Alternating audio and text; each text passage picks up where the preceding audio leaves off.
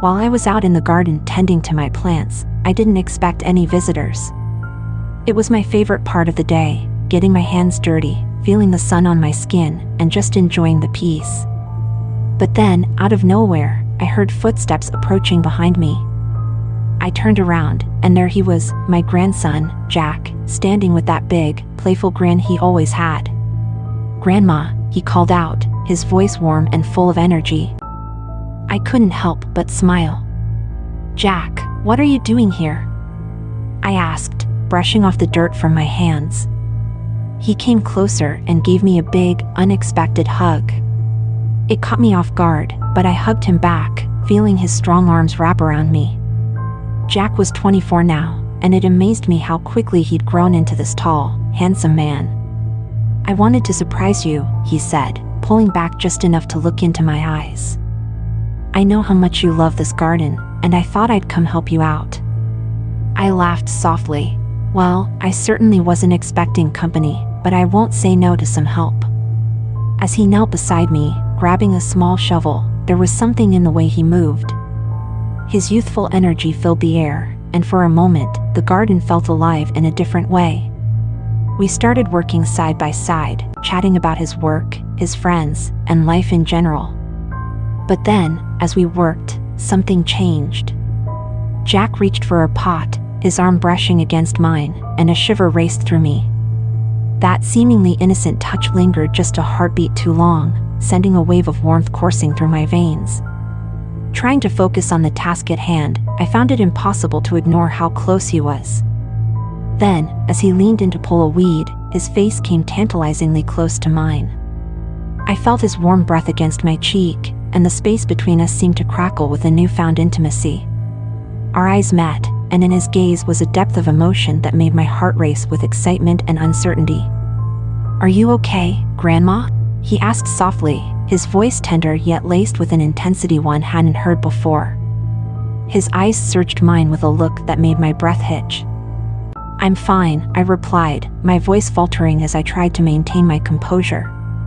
I forced a smile, but the atmosphere between us had shifted dramatically. Every time I glanced his way, I caught him looking at me with a gaze that stirred a fluttering feeling in my chest. As we continued, the air seemed to thicken with anticipation. Jack's usual playful demeanor was replaced by something more profound, more charged. When he stood up to stretch, he brushed his hands against his shirt, revealing a hint of his toned abdomen. My gaze was drawn to the way his shirt clung to him, my heart pounding in sync with the heat that enveloped us. "You know, Grandma," Jack said, his voice dropping to a hushed, intimate tone, "I've always thought you were the most beautiful woman I've ever known."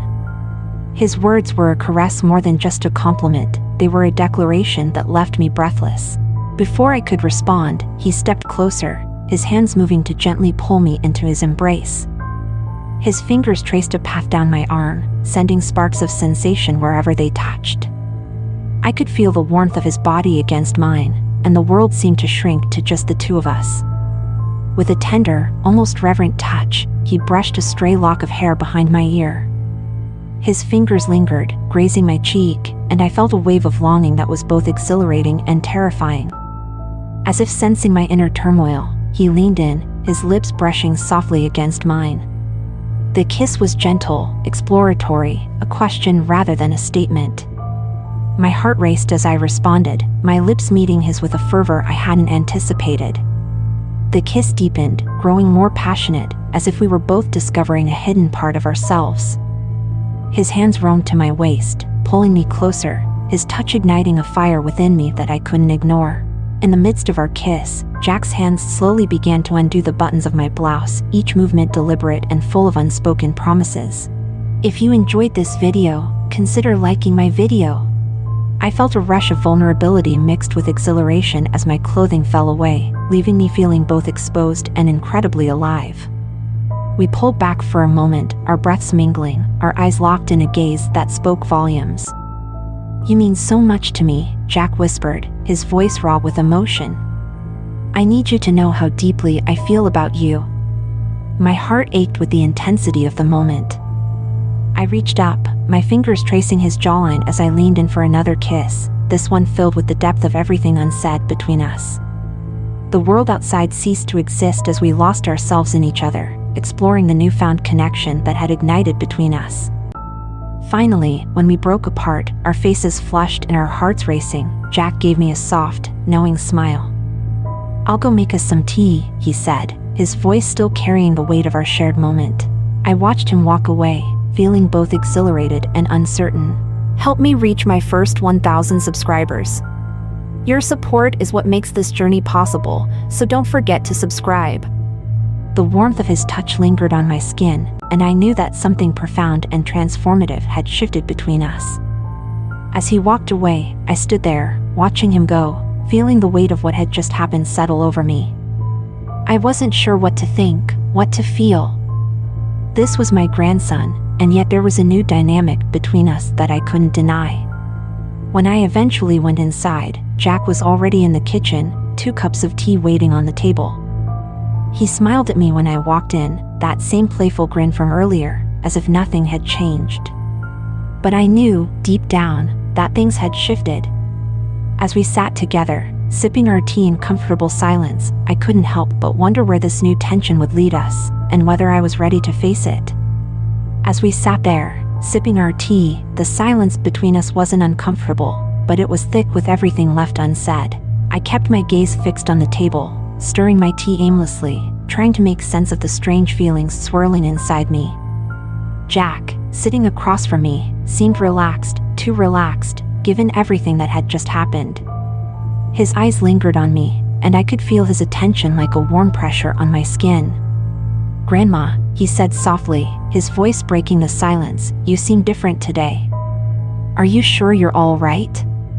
I looked up at him, meeting his gaze. There was concern in his eyes, but also something more, something that made my pulse quicken. I wasn't used to feeling this way, especially around Jack, but I couldn't deny the spark between us, the tension that had been building ever since we'd started working in the garden. "I'm fine, Jack," I said quietly, forcing a smile. "It's just been a long day, that's all." He leaned forward slightly, his eyes searching mine. "You know you can talk to me, right?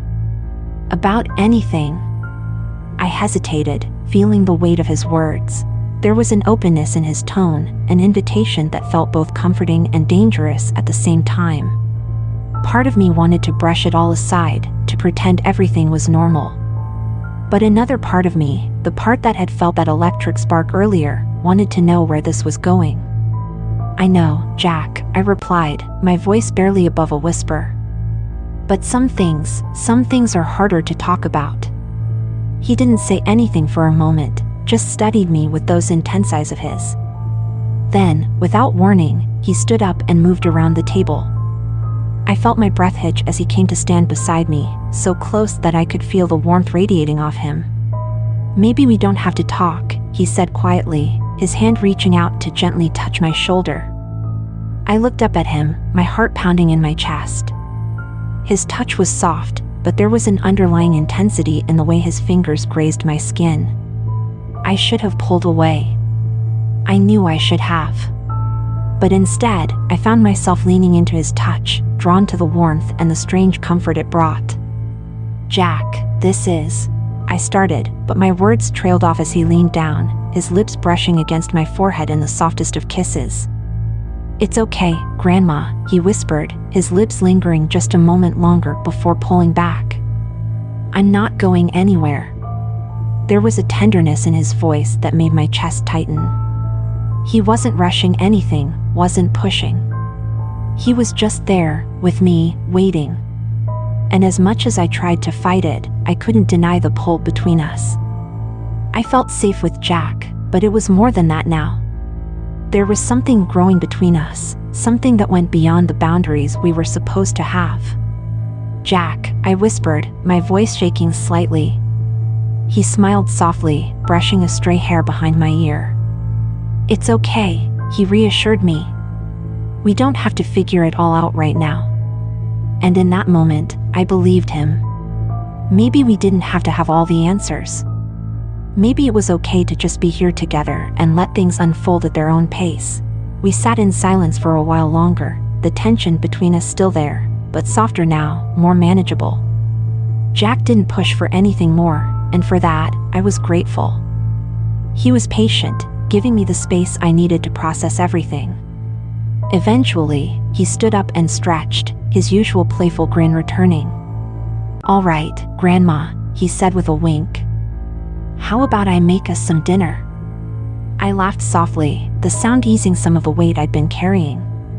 "That sounds like a great idea," I replied, feeling a little more like myself again. As he headed to the kitchen, I sat back in my chair, letting out a long breath. I didn't know what was going to happen between us, but for now, I was content to just take things one step at a time. Whatever this was, whatever it was becoming, we'd figure it out together. The warmth of our connection lingered in the air, a gentle reminder of the bond we shared, and I felt a sense of hope for what the future might hold.